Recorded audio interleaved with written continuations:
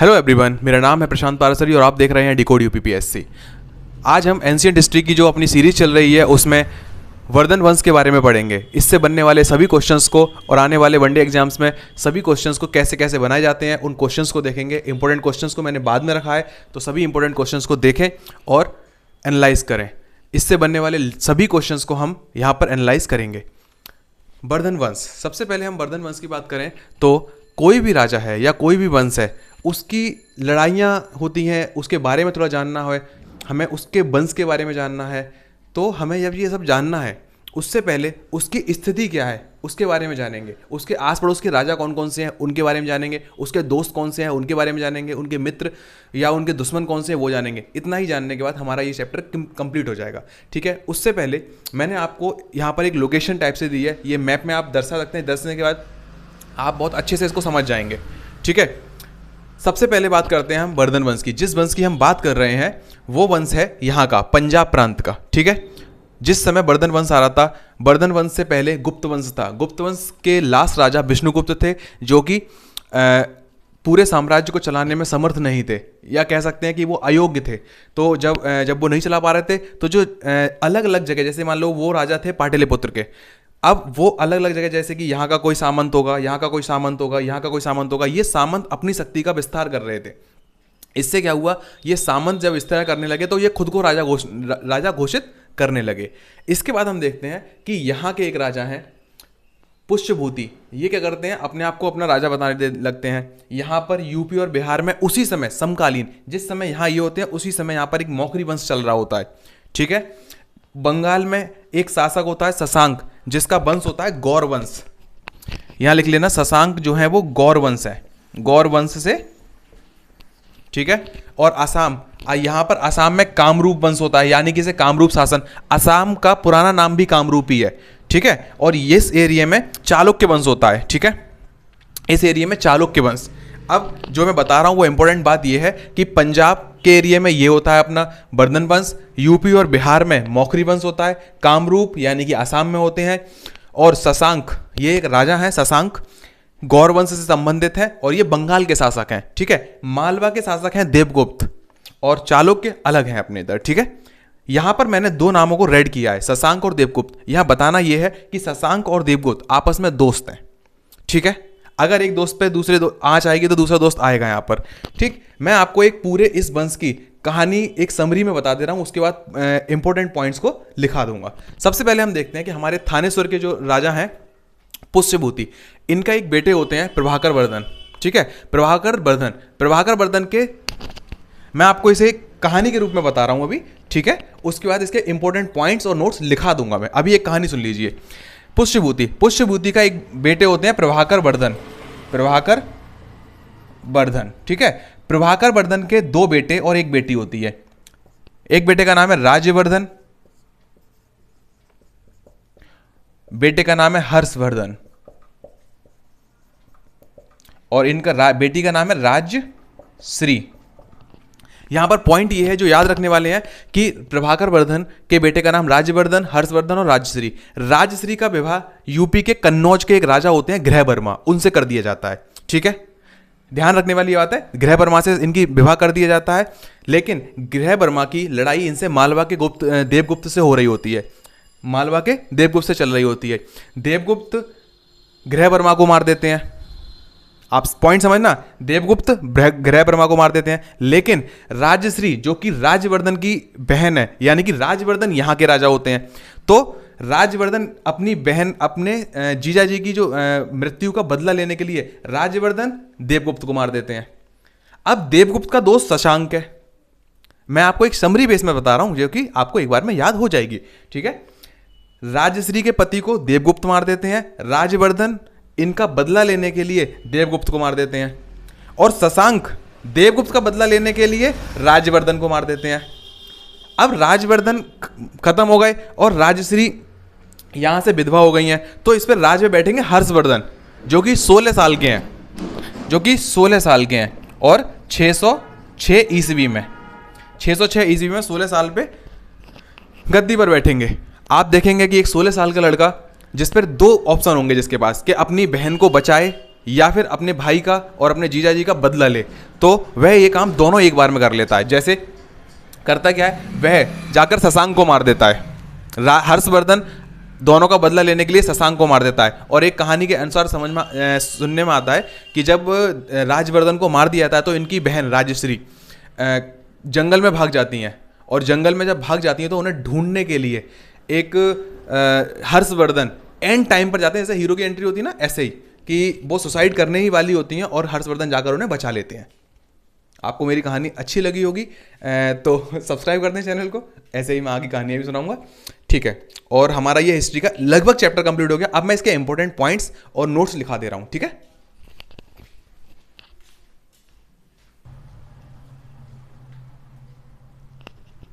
आइए बात करते हैं वर्धन वंश के इंपॉर्टेंट टॉपिक्स पॉइंट्स के लिए, और इनके इंपॉर्टेंट्स जो कि क्वेश्चंस में कैसे कैसे क्वेश्चन बनते हैं उसके लिए, ठीक है। संस्थापक इसके पुष्यभूति हैं, ठीक है। प्रभाकर वर्धन पहले प्रथम स्वतंत्र शासक हैं, प्रथम स्वतंत्र शासक,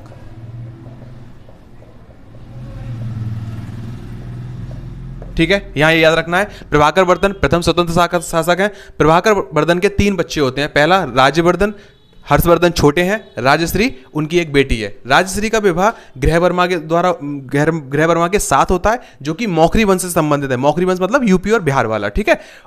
गृहवर्मा की हत्या जो है वो मालवा शासक देवगुप्त द्वारा कर दी जाती है, ठीक। अब ये इनके बड़े भाई हैं, तो ये अपने जीजा जी का बदला लेने के लिए जाते हैं, वो देवगुप्त को मार देते हैं। मैंने लिखा है यहाँ पर देवगुप्त की हत्या राजवर्धन द्वारा, मतलब बदला लिया गया ये, ठीक है। अब राजवर्धन जो कि राजवर्धन तो थानेश्वर इनकी हाँ एक चीज और है, राजधानी जो इंपॉर्टेंट पॉइंट है वो रह गया, राजधानी थानेश्वर, ठीक है। यहां ये चीज याद रखेंगे, राजधानी थानेश्वर रहेगी इनकी, ठीक। वो थानेश्वर में है। अब इसका जो ये जो है देवगुप्त का एक दोस्त है जो कि बंगाल का शासक है, गौर वंश से संबंधित है, गौर वंश, ठीक है। शशांक जाकर राजवर्धन को मार देता है, ठीक। राजवर्धन की हत्या देवगुप्त के दोस्त बंगाल शासक शशांक द्वारा। शशांक के बारे में 2 बातें आपको जाननी है जो कि आपको याद रखनी है, कभी कभार क्वेश्चंस ये बन जाता है, ठीक है। देखो, पहला तो ये जो शशांक था वो शैव धर्म से संबंधित था, शैव भक्त बोल सकते हैं इसे, शैव धर्म जो था ना उससे संबंधित था। दूसरा ये कि बोधि वृक्ष जिसमें भगवान बुद्ध को ज्ञान की प्राप्ति हुई थी, जिस वृक्ष के नीचे बैठकर, उस वृक्ष को इसने कटवा दिया था, ठीक है। 2 चीजें यहां पर ध्यान रखनी है, शशांक, ठीक। अब शशांक जो है, अब हर्षवर्धन गद्दी पर बैठेंगे क्योंकि इनकी बहन तो जंगल में भाग गई हैं, अब हर्षवर्धन गद्दी पे बैठेंगे, ठीक है। जब हर्षवर्धन गद्दी पे बैठेंगे तो वो शशांक को मार देंगे, अपना बदला ले लेंगे। शशांक की चलो मैं अभी लिख देता हूं साइड में। राजवर्धन की मृत्यु के बाद हर्षवर्धन गद्दी पर बैठता है। हर्षवर्धन गद्दी पर जब बैठते हैं तो वो 16 साल के होते हैं, 606 ईस्वी में बैठते हैं, ठीक है। सबसे पहले बात। दूसरी, हमें भी राजाओं के धर्मों के बारे में जानकारी पता होनी चाहिए। हर्षवर्धन पहले तो शैव धर्म से संबंधित हैं, उसके बाद ये बौद्ध धर्म में परिवर्तित कर देते हैं खुद को, ठीक है, बौद्ध धर्म में हो जाते हैं। पहले शैव धर्म से संबंधित है, फिर बौद्ध धर्म से, बाद में ये बौद्ध धर्म अपना लेते हैं, ठीक है। एक जो इनका इंपॉर्टेंट काम है वो ये, इन्होंने शशांक की हत्या कर दी थी अपने भाई का मृत्यु के बदला लेने के लिए, शशांक की हत्या, ठीक है। और इनके राज्यकाल में, ये 606 ईस्वी में जब गद्दी पर बैठे हैं, इनके राज्यकाल में एक चीनी यात्री हुएनसांग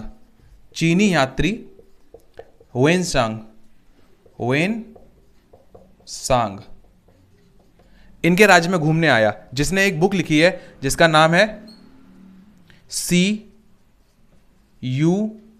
की। और ये जब आया था तो उसकी डेट है, आपको याद रख लेनी है, 29 से 1645। ये 15 साल हर्ष के राज में रहा। इसके बारे में भी एक छोटी सी कहानी है, उसको सुन लेते हैं और वो याद रहेगी, जिससे कि हमें थोड़ा हर्ष के चरित्र के बारे में पता चलेगा। हुएनसांग अपनी किताब में लिखते हैं कि एक बार ये कन्नौज में एक सभा को आयोजित कराते हैं जिसमें बहुत सारे ब्राह्मण आते हैं, प्लस जैसे मैंने बताया था आसाम के कामरूप शासक आते हैं, नीचे मालवा शासक आते हैं, सभी शासक और बहुत सारे ब्राह्मण इसमें आयोजित बुलाए जाते हैं। होता क्या है कि इसमें हुएनसांग अपना जो ज्ञान का जो भंडार इनके पास होता है ये दूसरों को बांटते हैं, मतलब ज्ञान देते हैं वहाँ पर।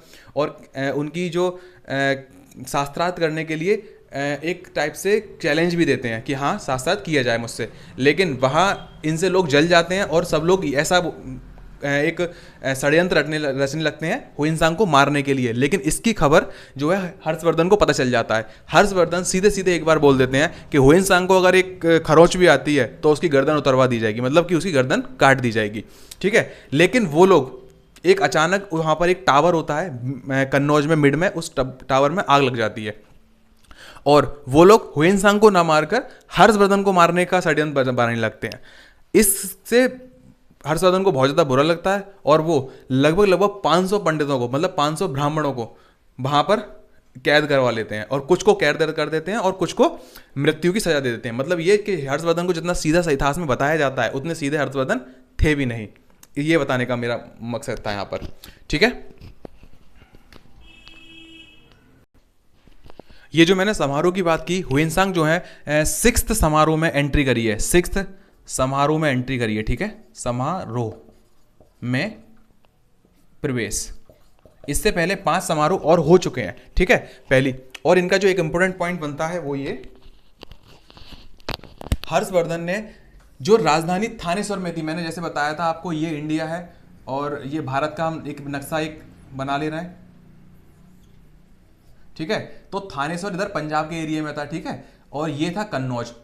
अब ये पूरा एरिया यहाँ से देख पाना, मतलब इनके लिए शासन व्यवस्था चला पाना इतना आसान नहीं था, क्योंकि ये एक तो अकेले थे और इनको यूपी और बिहार भी देखना था, क्योंकि उनके जो शासक गृह वर्मा थे, उनके जीजा जी थे, उनकी भी हत्या कर दी गई थी। तो ये यहाँ से अपना राजधानी उठाकर यहाँ कन्नौज ले आए थे, ठीक है, कन्नौज ये राजधानी ले आए थे। तो यही आपको इंपॉर्टेंट पॉइंट्स में रखना है, कन्नौज राजधानी बनाई है इन्होंने, कन्नौज राजधानी बनाई।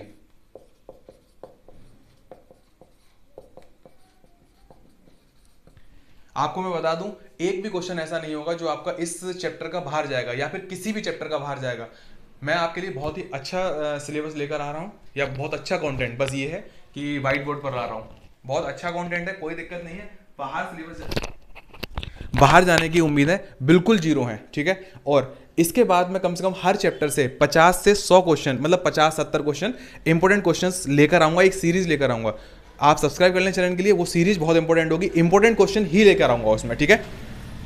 हाँ, इसके बाद हम चलते हैं आगे।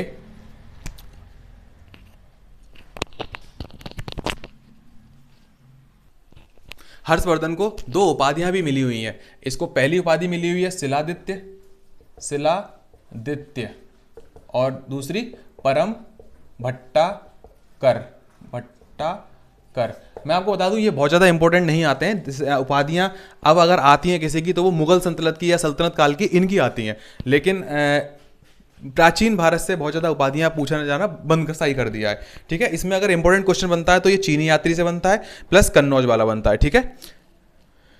बाकी ये बौद्ध धर्म का ये पूछा जा सकता है, ये इंपॉर्टेंट क्वेश्चंस हैं इसमें, ठीक है। हर राजा के राज्य में कुछ ना कुछ कवि, कोई ना कोई कवि रहते थे, जैसे कि गुप्त साम्राज्य में चंद्रगुप्त जो द्वितीय थे, उनके 9 दरबारी कवि थे, अकबर के भी सुने होंगे होते हैं, ठीक है। तो इनके भी एक कवि थे जिनका नाम था बाणभट्ट। क्या नाम था? बाणभट्ट।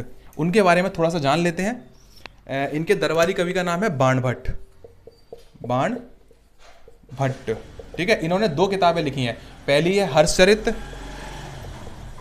हर्षचरित और दूसरी है कादंबरी, ठीक है।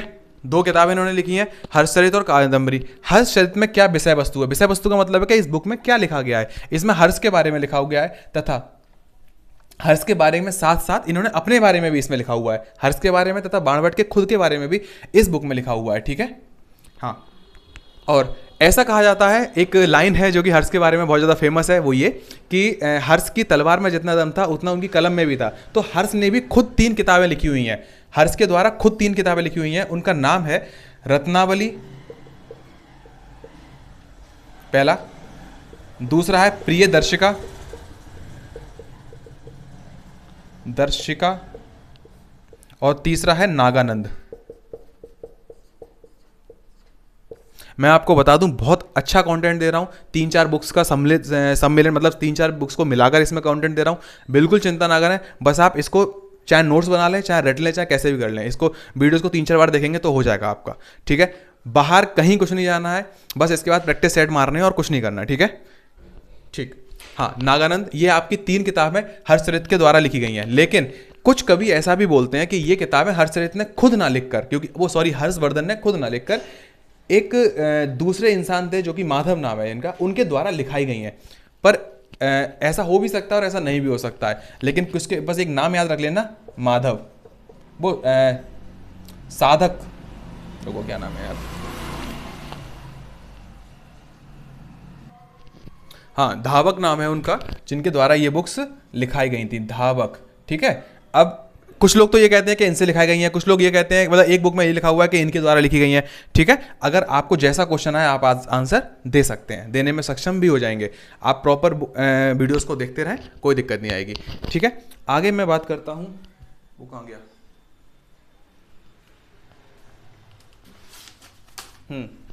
अब इनकी बात करते हैं हर्षवर्धन के शासन व्यवस्था की, ठीक है। तो उस समय शासन व्यवस्था कैसे रहता था, जैसे कि मैं आप बता दूं, आज की डेट में अगर हम बात करें तो आज की डेट में क्या होता है, राज्य होता है, और राज्य के बाद प्रांत होते हैं, यानी कि अपने प्रदेश होते हैं, प्रांत के बाद जिले होते हैं, फिर तहसील होती हैं, और तहसील, और उसके बाद गांव होते हैं, ठीक है। ऐसा ही सेम स्ट्रक्चर उस समय भी था, लेकिन उस समय राज्य को राज्य बोल रहे हैं, लेकिन प्रांत को भुक्ति बोल रहे हैं, भुक्ति।